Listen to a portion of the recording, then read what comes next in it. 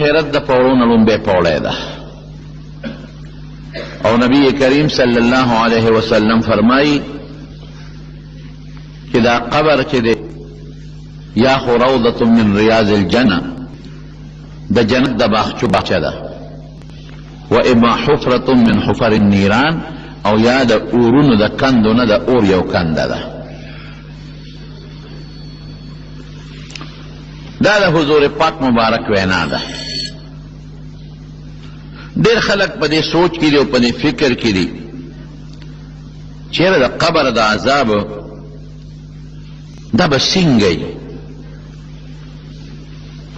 دا خو مونږه د عقل نه لږ غوندې دا خبره لرې غوندې ښکاري. ځکه نبی کریم صلی الله علیه وسلم فرمایي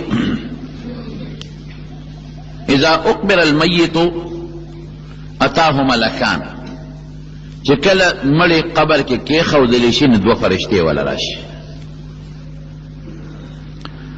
هغه دوه فرشتې څنګه وي؟ اسودان تکې تورې وي، ازرقان شنې سترګې وي. دا دې لپاره چې د ده دا شکل د هیبت وي، نو دا هیبتناک شی چې څوک وویني نو دا ځان له عذاب دی چې دې ویریږي ښه مضبوط یاره پرې راشي. تک تورې وي او شنې سترګې وي. یقال لاحدهما، یو ته نکیر وي او بل ته منکر وي، ناشنا دي. بلد نی بلد انسان که ډېر هیبتناک شکل وي خو په سړي ته هیبت نه راځي. او چې زیم تیاره دی، زیم پردیسی دی، مرګریم در سره نشته، لاس او خپې دې تړلې شوي دي، کار نه کوي، او بیا داسې هیبتناک شکل باندې فرشتې هم راشي او څوک هغه ته پېژنم نه، نو په زړه کې نور هم هیبت راځي. دو فرشتې دې سړي له راشي د ده نه تپوس کوي، درې خبرې ته تپوس کوي.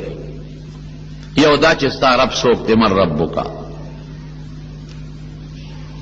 نبی علیہ السلام فرمائی که دا سړی نیک دی او په دنیا کې د الله ربوبیت منلی دی،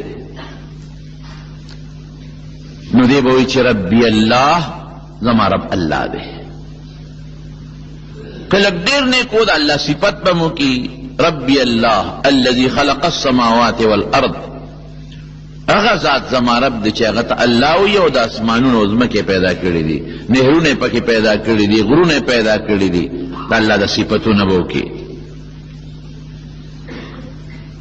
بیا به د دویم نمبر تپوس کېږي چې د نبي علیه السلام متعلق ما تقول فی حق هذا الرجل.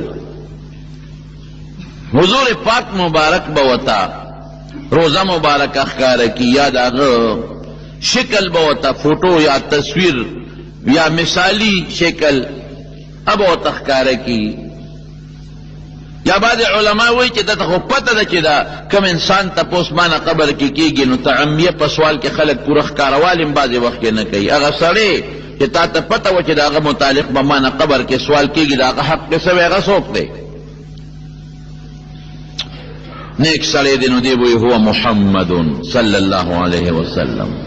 بیا به وایي هو محمد صلی الله علیه وسلم، هو محمد صلی الله علیه وسلم. دا کم انسان چې تاسو تپوس کوئ دی نوم دی جاءنا بالبینات والهدى.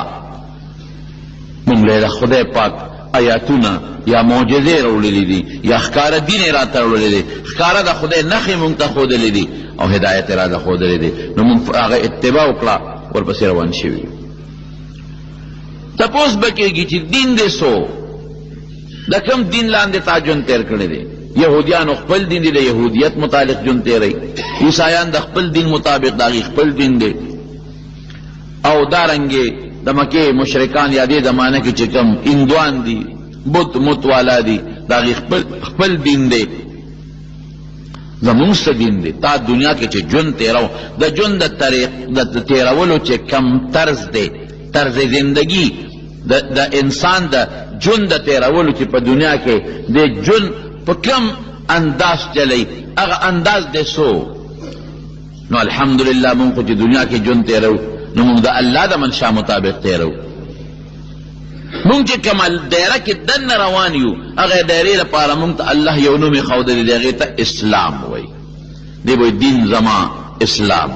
دنیا کې چې ما کم جون په کم نقشه کې تیرو هغې نقشې ته اسلام وایي. دنیا کې چې ما جون په کومه دایره کې دننه تیرو د هغه دایرې دننه نوم اسلام دی. دنیا کې چې په کم بلډینګ کې ما جون تیرو د هغې روحاني بلډینګ نوم اسلام دی. علماء دا جواب به څوک، دا ټیک جوابونه به څوک ورکوي؟ دا هغه څوک چې د الله د ربوبیت دنیا کې د هغې مطابق ژوند تیر کړي او د الله ربوبیت یې منلی. ګورئ چې زما پیدا کوونکي، زما لویونکي، د دې حیواناتو پیدا کوونکي، لویونکي، د اونې بوټي کمال ته رسونکي الله دی.